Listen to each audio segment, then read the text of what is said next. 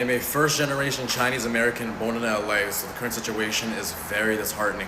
I am by no means the most educated on this issue, nor am I the most articulate, and I have been very apprehensive to speaking up about it because I feel like a lot of social media activism is very performative. But I have been given a platform that has changed my life, so I want to try my best to relate why these people feel this type of way, coming from somebody who understands. My parents came here in 2002, and because of their sacrifice and courage, I'm able to grow up in a place where I can be anything I want to be. I can be whoever I want, whatever I want, and the only limitations on me are my ambitions. The process to get here is very difficult and very strenuous, and my parents got very lucky. In fact, I don't really have many family because all of my family are still in China. The only people I have in my life are my immediate family. They want to come to this country so bad because this is truly where opportunity exists, and that is all these people in LA want. Now, I understand the disdain towards those who have protested violently and with destruction. However, I think the media has done a very unfair job of presenting the situation. It is unjust and it is painting it in a negative light. I live in LA. It is fine. It is not a war zone. The only thing keeping me up at night are the police sirens and the helicopters floating above. And if you only highlight the negative, there is no good that can shine. I can do the same exact thing the media is doing with the police. I could talk about the police officer who purposely harmed the reporter who was just trying to report on what was going on in the area. I could talk about the LAPD unfairly assaulting people just because they can. That is unfair and not holistic, and it would also be hypocritical of me as I disdain media outlets that hold a propagandist narrative towards immigrants. I grew up with primarily Mexican Americans my entire life. And I know this may be anecdotal, but these people, all they are compassionate, kind, and hardworking. They hold family to the utmost of importance, and they do labor that most are not willing to do. They endure so much because that's how committed they are to having a great life, and they actually contribute to the economy as opposed to the elites who just constantly exploit it. Immigration policy is a whole other topic for discussion. However, these people need to be treated fairly and not attacked. I love the US and I love being American because I can be whoever I want to be here and there is no limit to my opportunity. Let these people have that same chance as well and stop ripping them away unfairly from their families and their lives they have created here. Hope everyone in LA stays safe, and I'm sorry it took me so long to speak up on this because I also wanted to write down all of my thoughts. I have my script there. I just didn't want to miss a beat, but I hope everyone is safe and sound in this situation. My grandma, who only watches Fox News, she called me today. She said, "You need to get out of LA. LA is burning. Aren't you scared?" Meanwhile, this is what's going on in LA.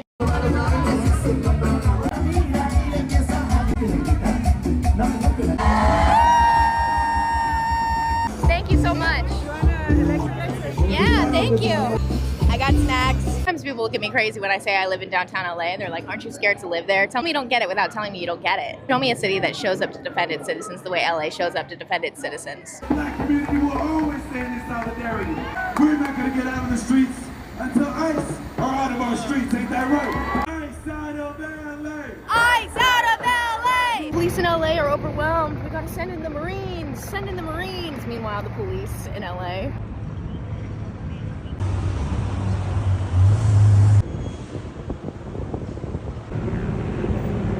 Pokemon Go playing motherfuckers got their McDonald's delivered. So I live in Los Angeles, California, and it's crazy to me that a lot of people actually think that the city completely burned down. And I'm just gonna show you around. It's all the same. Crackheads are crackheading, homeless people are homelessing. It's LA. This is Hollywood Boulevard.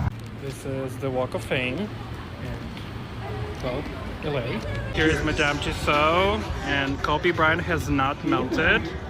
He's here. Chinese theater, ni hao. Jesus. Jimmy Kimmel is still here. Last but definitely not least, the Hollywood sign is still standing. The fire never even got close to it, by the way. Also, this is where Trisha Paytas used to live when she first moved to LA, like right behind that liquor store. Very specific neighborhoods that got damaged during the fires compared to other areas of LA. Not that many people live there, so it's all good. We're still gay. I live in Los Angeles. I'm downtown right now with my partner, and we drove by where the protest is. And I just want to put this out there for anybody unsure of what's going on or who has been seeing videos. The protesters are very peaceful. The cops are not overwhelmed. There's no need for any National Guard or military to be here. I'll insert a video of the cops right now. It's peaceful. The cops are not overwhelmed, and we did see a fleet of like 50 ICE vehicles. None of them were marked. Every person inside the vehicle was like masked. we happened to make eye contact with one, and there was a lot of anger and scary aggression in their eyes. I don't know, they're all headed to start a problem, I'm assuming. But as far as the protesters, it's small and it's peaceful, and that's an important message to keep spreading, because it's right now it's like media warfare, and they want it to look as if the people are the aggressors, and that's just not the case. Just an update. There has been a big turn of events in the protests in the last 24 hours. We recently saw cops smashing their own cars and arresting the journalists. But now, as of today, what we're seeing in California is that the Marines who are deployed are slowly, one by one, joining the protesters. And also in Dallas, we're seeing the law enforcement, the police, also join the protesters. Donald Trump's plan to make a show out of this has backfired immensely. No matter how much bullshit you feed the people, saying that you're only arresting the criminals who are undocumented, when we see you raiding elementary school graduations and arresting 4-year-olds, it is very clear that you are not arresting criminals. The people protesting are protesting you arresting those going through the legal process and those who are members of their community. The only ones throughout this whole situation that are protecting criminals are Trump supporters. Breaking down what the fuck is going on TikTok today, what is happening in Los Angeles with ICE right now.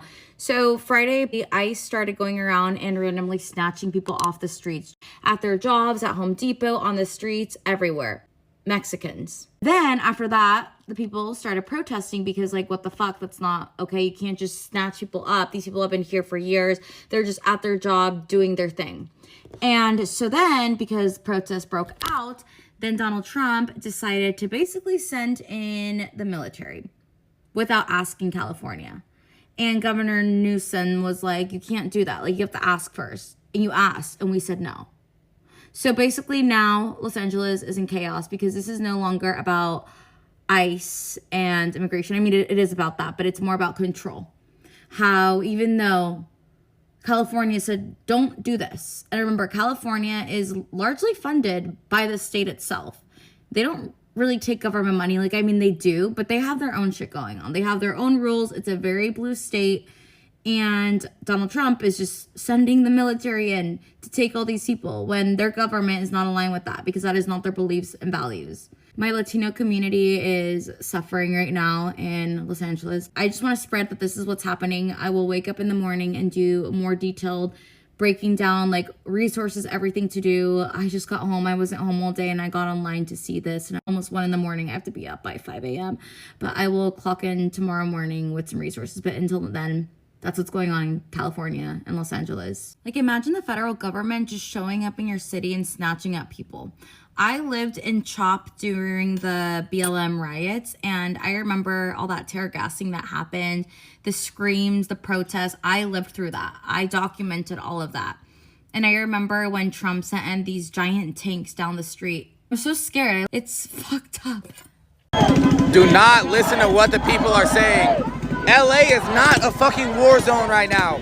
I am in the heart of the protest right now. And things have been so peaceful ever since we moved away from the police officers.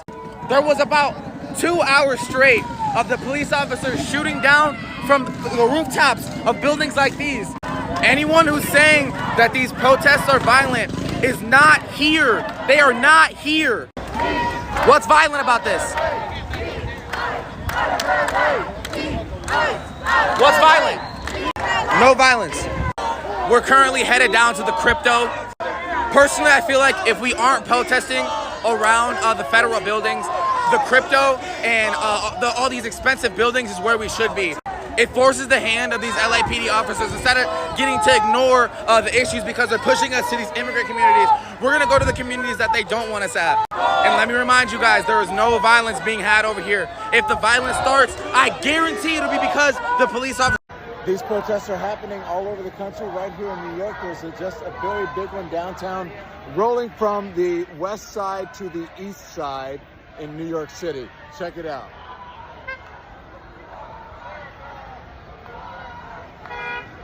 You can expect more of these around the country.